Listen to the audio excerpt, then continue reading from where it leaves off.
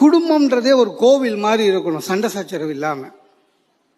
ஆனா ஒண்ணு, என் ஒய்ஃபுக்கு நான் தான் சாமி, கடவுள் மாதிரி. அவளுக்கு நான் டெய்லி அர்ச்சனை பண்ணுவான்.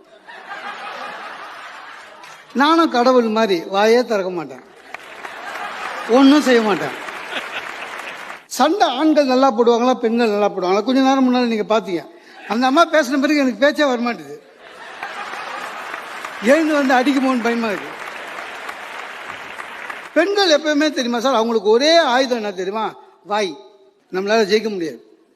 மிலிட்ரி மாதிரி சார், எப்பவும் சண்டைக்கு ரெடியா இருப்பாங்க சார். நம்மளை ப்ரொவோக் பண்ற மாதிரி சொல்லுவாங்க, ஆனா மெதுவா சொல்லுவாங்க.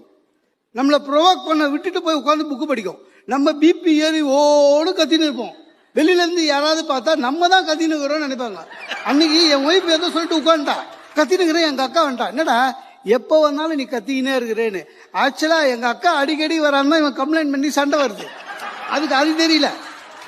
என்ன தைரியங்க நம்மகிட்டயே வந்து கேக்குதுங்க ஒய்ஃபு, உன் தங்கச்சி எனக்கு பிடிக்கல அப்படின்னு.